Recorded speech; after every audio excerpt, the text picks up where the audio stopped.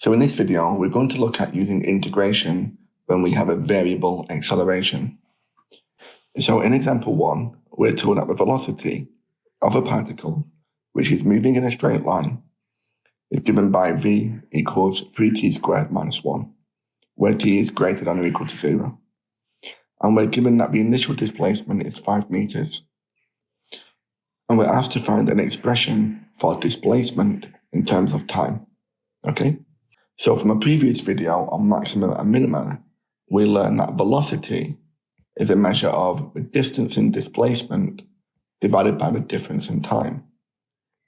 So in this example, we've been given the velocity and asked to find the displacement.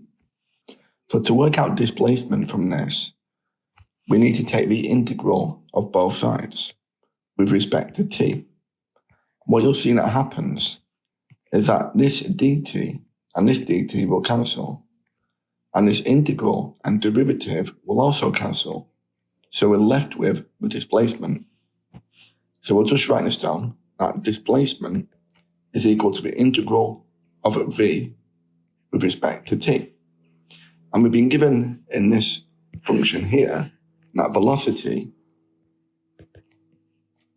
is 3t squared minus 1, which we're going to integrate with respect to t.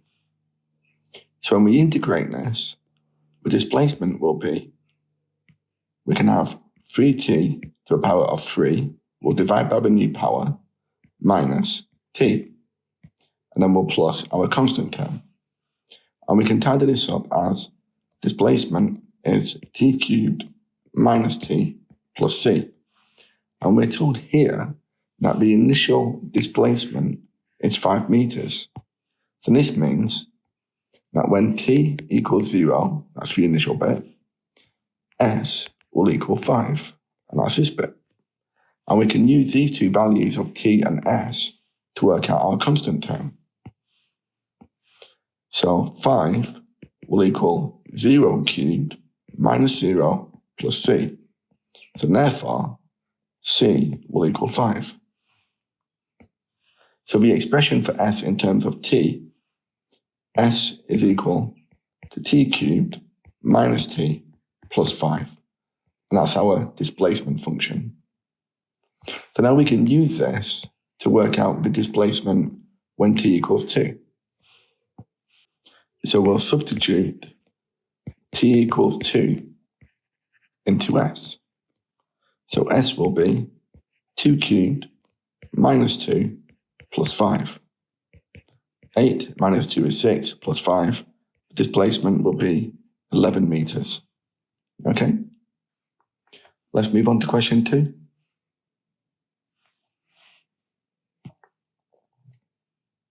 Okay, so for example 2, we're told that the velocity of a particle after t seconds is given by v equals 24 plus 6t minus t squared.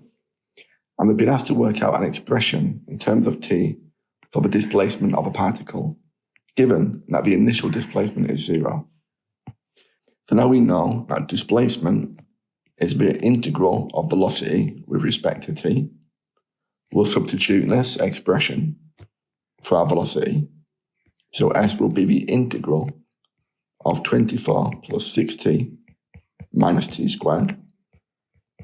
And when we integrate this, s will be 24t plus 6t squared over 2 minus t cubed over 3 plus a constant term. So s will be 24t plus 3t squared minus a third t cubed plus the constant. And we're told that the initial displacement is 0. So what this means is that when t equals 0, s is also equal to 0. So that means that this constant term is 0, so I'll just get rid of that. Okay? So for part B, find the displacement covered in the first 3 seconds. So we're going to substitute t equals 3 into s. So we get s is equal to 24 lots of 3 plus 3 lots of t squared, which is 9, minus a third of t cubed, which is 27. So this will give us a displacement of 90 meters. Okay, so I want to show you another way we could have done this. So we could have attempted question B by using definite integration. So we could have said that S will be the integral between 0 to 3, so in the first 3 seconds, of the function 24 plus 6t minus t squared with respect to t.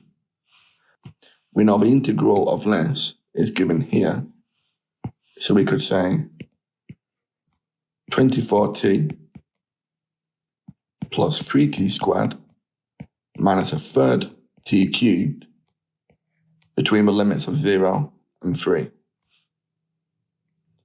So when we substitute in our limits, we've got 24 lots of 3 minus 3 lots of 9 minus a third of 27, which is 9, minus the lower limit, so minus 0.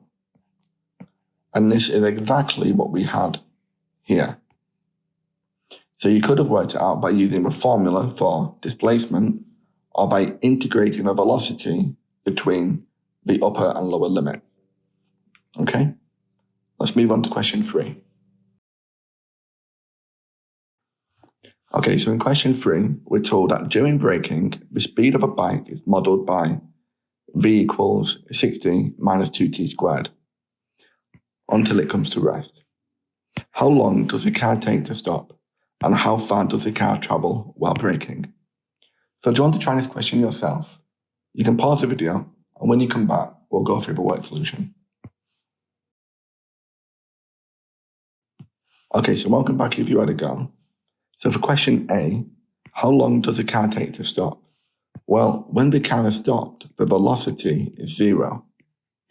So we need to find t when v equals 0. So 0 will equal 60 minus 2t squared. So 2t squared will equal 60. T squared will equal 30. So t will equal the square root of 30, which is approximately 5.48 seconds. For part B, how far does the car travel while braking? So this will be the integral. So S will be the integral of the moment it starts to brake, which is when t equals 0, to the moment that it has finished braking. So the upper limit is 5.48. And v is 60 minus 2t squared, integrated with respect to t. So the displacement will integrate this with respect to t, and we get 60t minus 2t to the 3 over 3. And because it's a definite integral, we don't need to add the constant. And this is between the limits of 0 and 5.48. So we'll put in our limits. So we'll have the displacement will be 60 times 5.48 minus 2 lots of 5.48 cubed over 3. Take away 60 lots of 0, which is 0. Substitute 0 in here. Again, we get 0. So we'll close that bracket.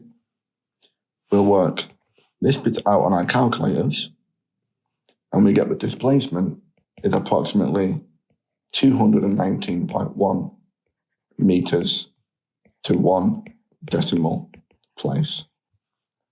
Okay? Well, thank you very much for watching, and I hope you found that useful. You can download the full lesson and worksheet from my website, mrmathematics.com. There's a link in the description below. Thanks again, and take care.